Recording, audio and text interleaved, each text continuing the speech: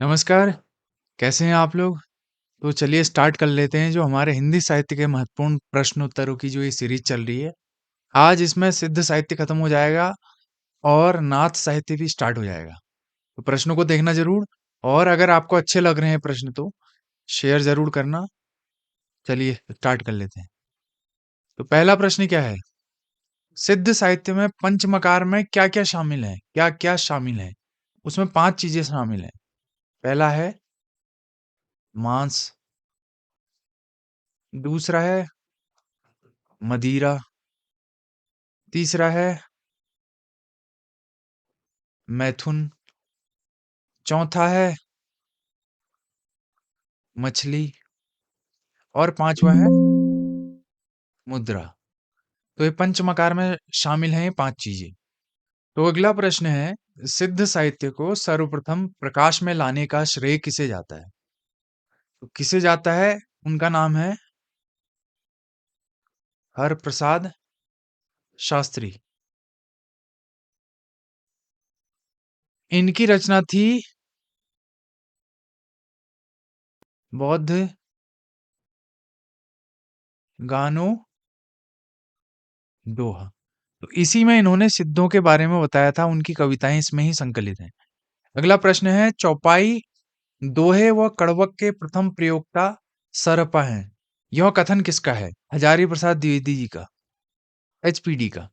हजारी प्रसाद द्विवेदी कहते हैं कि चौपाई दोहे व कड़वक के प्रथम प्रयोक्ता सरपा हैं।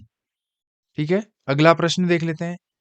किस सिद्ध की साधना का प्रभाव देखकर, मतलब कौन सा सिद्ध संत था ऐसा जिसका प्रभाव देखकर उड़ीसा के तत्कालीन राजा धर्मपाल तथा मंत्री ने इनके शिष्य हो गए?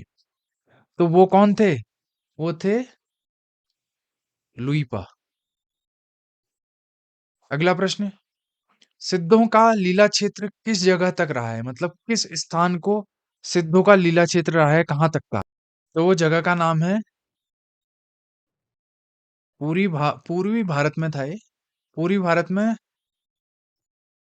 असम, बिहार तक का पूरा असम वाला क्षेत्र और बिहार वाला क्षेत्र सिद्धों का लीला क्षेत्र रहा है। अगला प्रश्न, गणप्पा के उपदेशों की भाषा तो पुरानी टकसाली हिंदी है और गीतों की भाषा पुरानी बिहारी मिलती है। यह कथन किसका है? आचार्य रामचंद्र शुक्ल का, एआरसी का, आचार्य रामचंद्र शुक्ल का कथन है। अगला प्रश्न है, बारहपंथी शाखा की स्थापना किसने की थी? तो बारहपंथी शाखा की स्थापना की थी गोरखनाथ जी ने। ठीक, अगला प्रश्न है, गोरखनाथ ही वास्तविक अर्थों में प्रथम नाथ कवि हैं जिनका संत साहित्य ऋणी है। तो यह कथन किसका है? तो यह कथन है, आपने नाम सुना ही होगा, नंद दुलारे वाजपेयी जी का। यही कहते हैं कि गोरखनाथ ही वास्तविक अर्थों में प्रथम नाथ कवि हैं जिनका संत साहित्य ऋणी है। अगला प्रश्न है, इसमें देख लेते हैं, मत्स्येंद्र नाथ का मूल नाम क्या था? ये बहुत बार पूछा गया है प्रश्न। तो ये क्या था उनका मूल नाम? विष्णु शर्मा, मत्स्येंद्र नाथ का मूल नाम। अगला प्रश्न है, पीताम्बर दत्त बड़थवाल ने गोरखनाथ के ग्रंथों की संख्या कितनी मानी है? तो पीताम्बर दत्त बड़थवाल, उन्होंने गोरखनाथ के ग्रंथों की संख्या मानी है कितनी? 14। और इन्होंने ये 14 संख्या किस में मानी है अपनी? इनकी रचना थी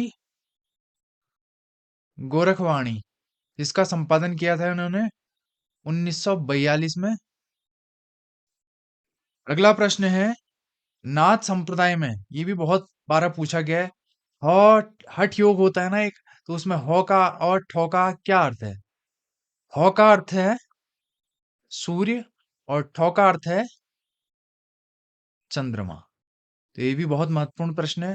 अगला प्रश्न है, गोरखनाथ को ब्रजभाषा हिंदी का प्रथम गद्य लेखक किसने माना है? तो ये किसने माना है? आपने नाम सुना ही होगा, मिश्र बंधुओं का। तो मिश्र बंधुओं ने गोरखनाथ को ब्रजभाषा हिंदी का प्रथम लेखक माना है। Thank you so much.